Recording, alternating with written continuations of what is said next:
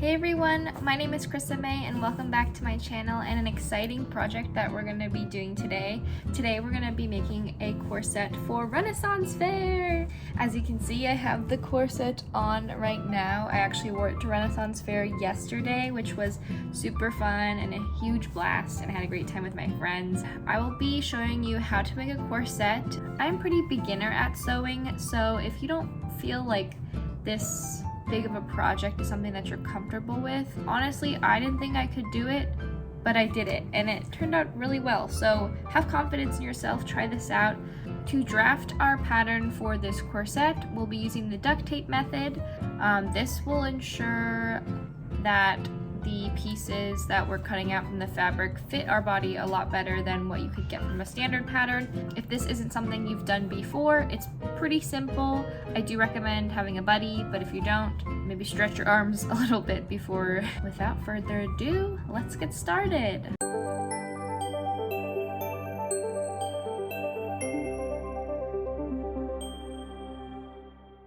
So materials you'll need for this project: a sewing machine or needle and thread, fabric scissors and regular scissors, pins, fabric of your choice, thread or leather of your choice for the lacing, duct tape, saran wrap or cling wrap, grommets and the thing that you'll use to attach the grommets, 12-inch or greater than 12-inch zip ties, an ironing board, a pen, and of course yourself.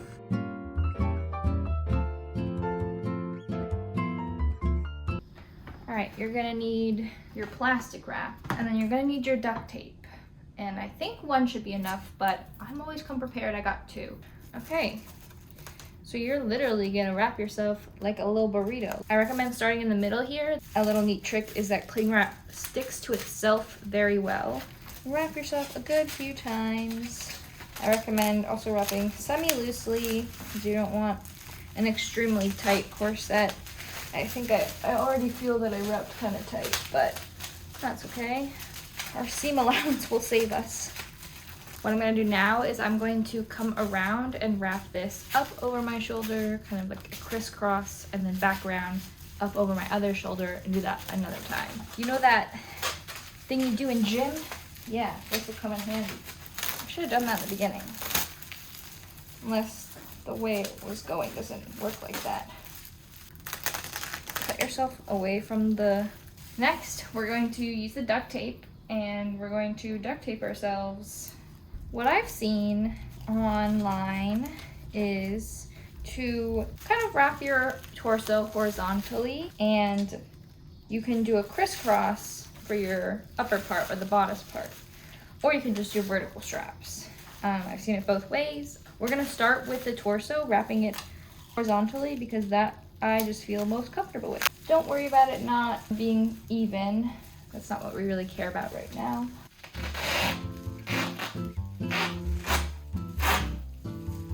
So far.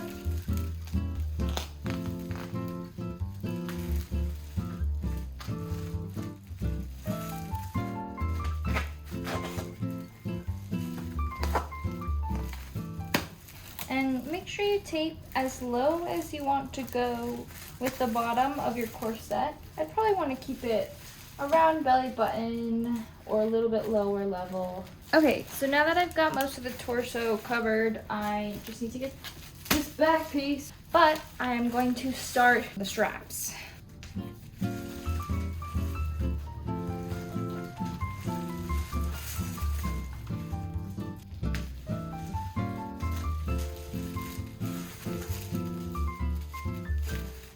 Okay, so I'm so sorry, but I totally forgot to hit the record button on this part, and I've already cut myself out.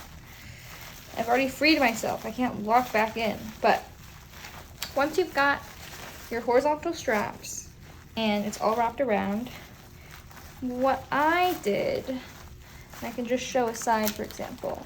I first drew a line down the middle because I want the lacing to be in the front here. And then I drew my neckline here, kind of rounded it by the straps because I want the straps to be separate, so kind of round your straps. And then also I drew in kind of the outline here how I wanted the corset to fall. So one trick you can do, obviously if you didn't cut this off, bend at the waist and where your duct tape bends, mark a line there, and at the bottom of the line that you drew, connect this part down to the center. So that way you have kind of this nice little pretty angled pattern. And then what I did to add a secondary piece, because I want a front, a side, and then a back piece, is I drew from my armpit here down towards kind of the center another line, so I would cut this front piece out. And then I think I would have a side piece, so obviously now that we're free, we can refine this a little bit and then figure out how I want the back to go, because obviously it's atrocious right now. Okay, so this is how I'll be breaking down the pattern. This is the front section. It looks like this.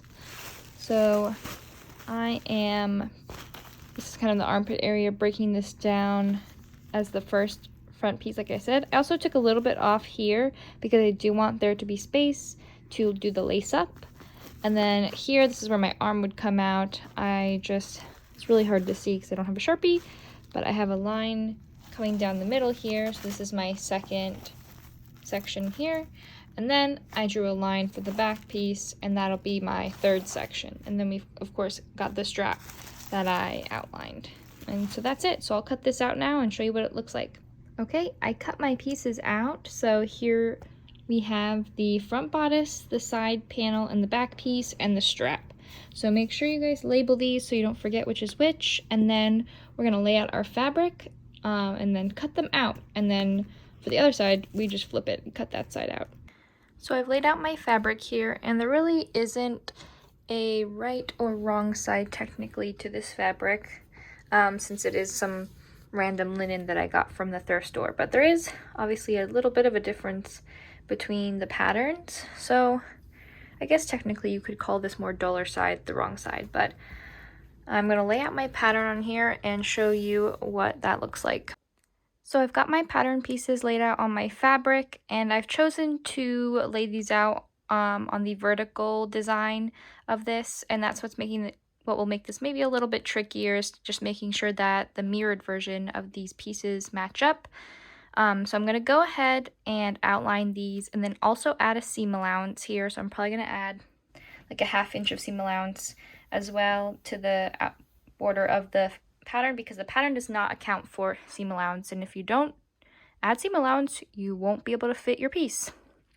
So I'm going to outline this, cut it out, flip the pattern pieces so I get the mirrored side to make a full corset.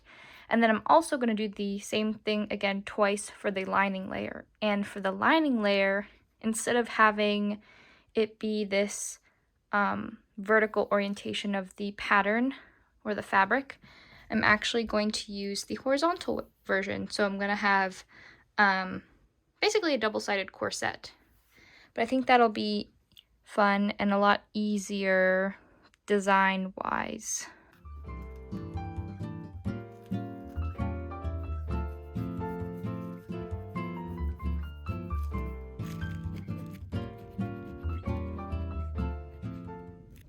All right, the pattern is all traced with some corrections that I had to make. Obviously you would want this side and this side to line up, but because of the way the duct tape fell on my body, kind of was a little wonky, so I tried fixing that right here to make it more even. Same with this side, and also this panel here. I think if it is curvy here, then you'll have a weird curve on your front, so I would recommend keeping this section straight. All right, let's cut.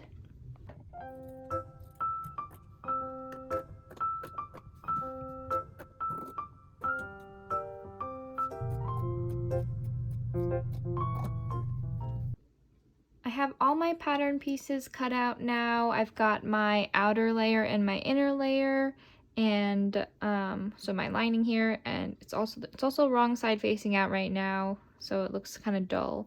I've also got my my straps here, but now I'm gonna go ahead, pin all of this together. So I'll pin all of this together and then pin all of this together. And what we're going to do to get a nice clean edge is to pin them like this. So we'll pin them along the seam allowance that we've made so that when it flips over, it'll have like this nice clean appearance. Real quick, before you pin everything together, I recommend tracing the pattern on some paper just so you have a copy for any future corsets you want to make.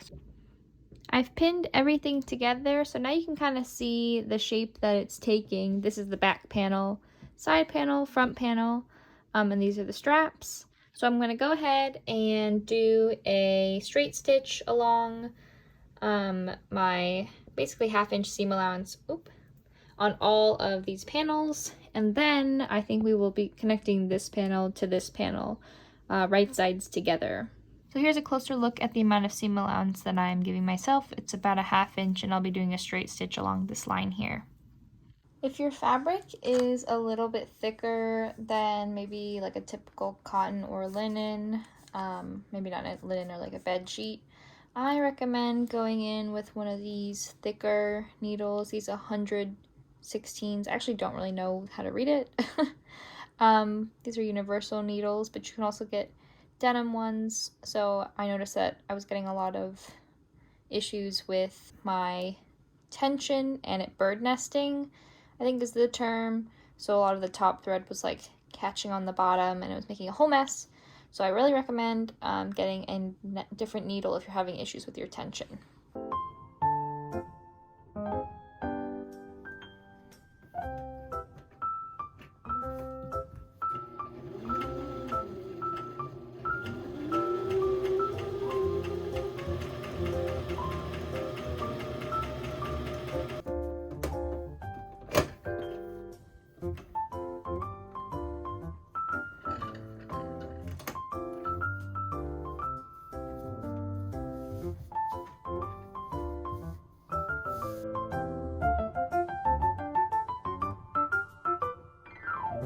I now have my outer and inner layers all sewn together, and now what I'm going to do is press these seams on the inside and add some boning here.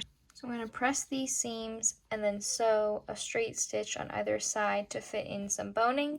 The boning I will be using are a couple of zip ties because that is what I have on hand, and I looked up that this could work well if you're more so on a budget and you're not looking to spend a lot. So I'm just gonna sew larger than the width of this zip tie so that I can kind of just like slide it in. And I'm gonna do this just on the front and potentially the inside if I'm trying to make it reversible. I'm not really sure yet. Also, make sure with your zip ties that you cut them short enough so that you don't end up sewing over them. So I'm definitely going to give room under my seam allowances here to make sure that they don't get caught while sewing. And these ones that I got are 12-inch zip ties, which I found works best to have more zip tie than less. I've now pressed all my seams on my outer and inner lining. And now I'm going to go ahead and do a straight stitch on either side of these two seam allowances to allow for the boning to go in. And I think I will be doing boning on each section that has the pieces that are connected together. So the back, the side seam, and the front-ish seam. So we'll have 2 things of boning on this side. So 2, 4, 6, 8, 10 total pieces of boning. And this is my outer liner.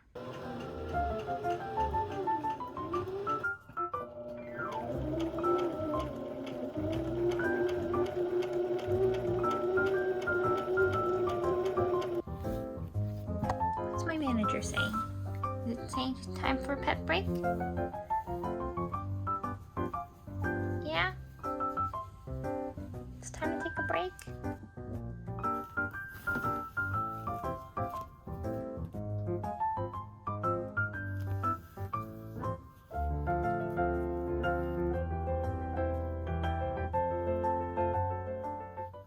So now I've sewed all of my seam allowances down, creating a little bit of pocket space for all of those zip ties to be put in as boning.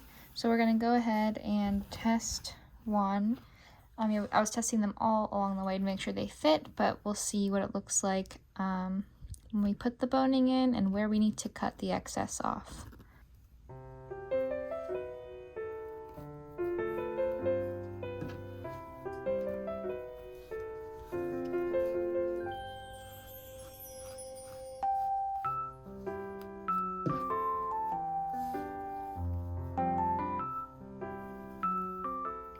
So I'm also going to see where I want the boning to stop, because we do want to give room for our seam allowances here to have some nice tight hems, to roll them over, or with my lining, line that and then do another stitch. So I think I'm going to do a little bit more than 1/2 inch away from the edge. This is probably not the best example here, but if the end of my fabric is here, I'm going to do a little bit more than halfway to account for that seam allowance.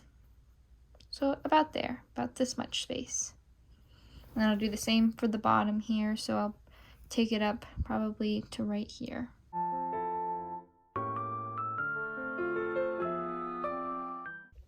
I just put the zip tie boning in, and the structure is so much better. It is flexible, but not too rigid, and the seams are looking really good. So now comes the kind of difficult part, where we're going to put the outer lining and inner lining together and sew those right sides together.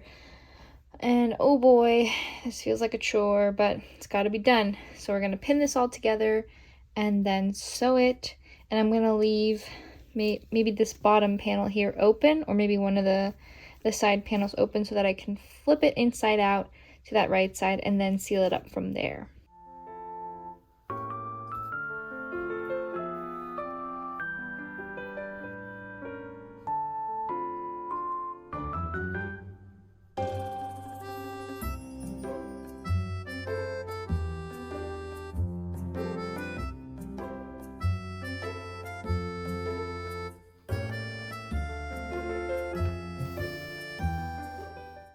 I've pinned both the outer and inner linings together, or the outer fabric and the inner lining together, and I'm going to leave this one open so that I can flip it inside out.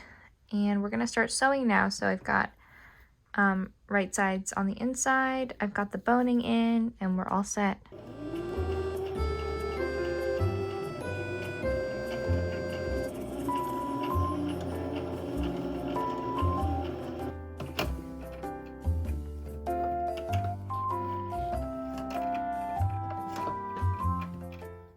Everything is now sewed together, and I left one end open just so that I can flip this inside out when I'm done.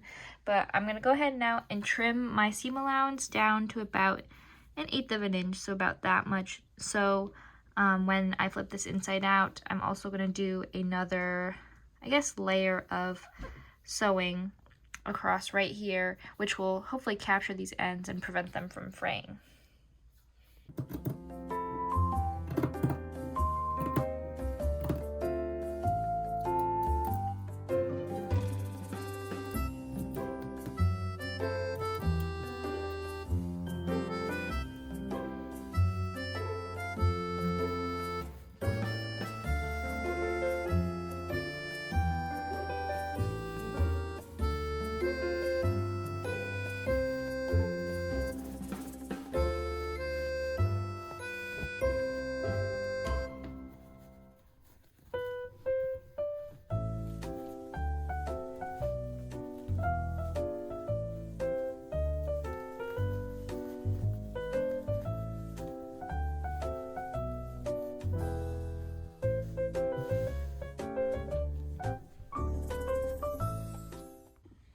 So now that I have this right side out and everything sewn together, I'm going to go along the seams here and do another straight stitch over to kind of seal them and have a nice finished edge, because right now they're a little puffy and like look a little wonky. So hopefully having a straight stitch along the edge will help define the shape a little bit better.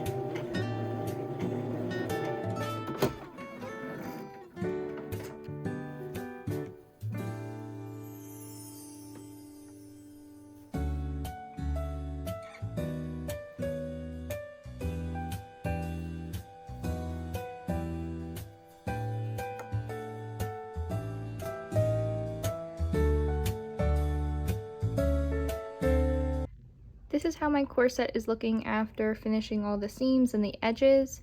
And now we're going to start the lacing, or the grommeting. And it's looking pretty good so far. I'm pretty proud. So I'll kind of show you where I want my grommet placements to be and how that'll work. They're going to be one here and here to attach the straps, and then some along here to attach the front, obviously. So here's what a grommet looks like. It's a two-part piece. I think this is the washer and this is like the grommet. The convex side is out, so it kind of goes like this with the fabric in between, and then you hammer this section down so the grommet can't get loose. Sorry, that was a little out of focus. Yep, so I'm gonna just kind of figure out my placement here.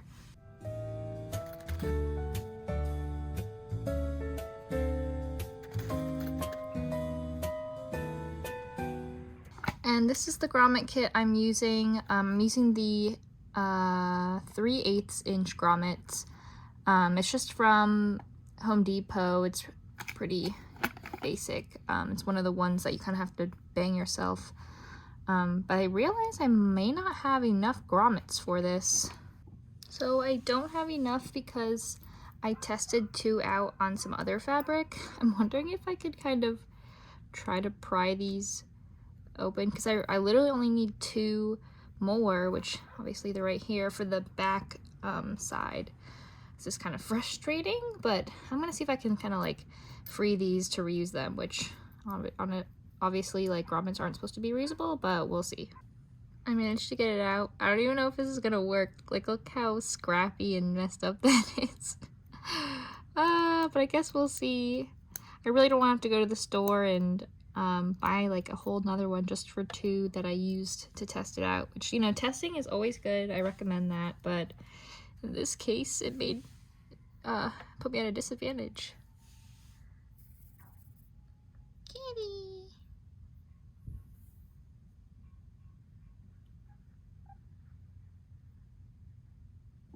I freed them. Whoops. So now we're gonna get to grommeting. So I'm gonna mark this section here where I want the grommets to go, and then cut holes. You can do the traditional method, which is take your little block from the kit and the little stabby thing, but honestly that takes kind of a while with this, especially with this double lined fabric. So I'm just gonna cut it, and you want to make sure that you cut a smaller hole than the size of your grommet, otherwise the grommet will slip out. And I kind of noticed that with this hole that I made with this type of fabric, it seems to kind of stretch a bit, so I'm gonna make a smaller hole than I need to.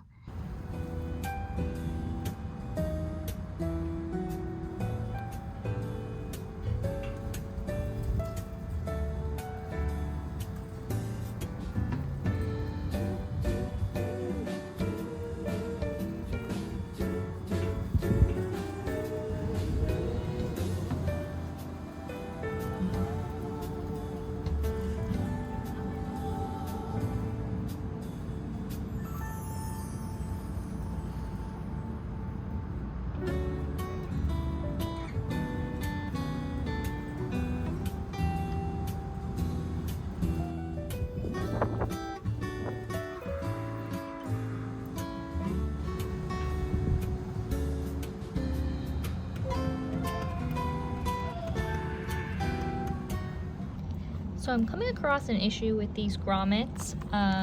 As you can see, they're very uneven when I hammer them through, and I can't tell if it's because 1, the fabric is thick, 2, my pressure with hammering is off, or 3, my balcony is on a slant, so I kind of wonder if that's contributing to it. But you know, I think I'm gonna roll with it. I kind of like how like non-uniform and different they look. Maybe it's just me, but I can't seem to figure out how to get them placed normally. So we're just gonna have some wonky grommets, but so far I think it looks not too bad.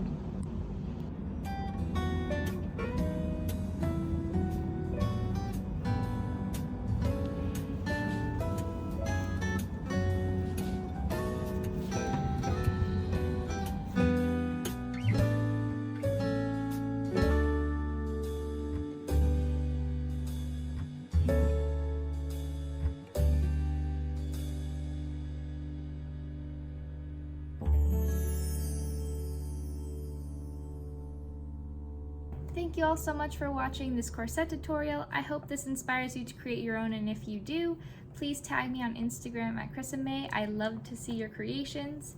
If you have any questions or comments, please leave them in the comments below. I'll be sure to answer as best as I can, and I will see you in the next craft video. Bye!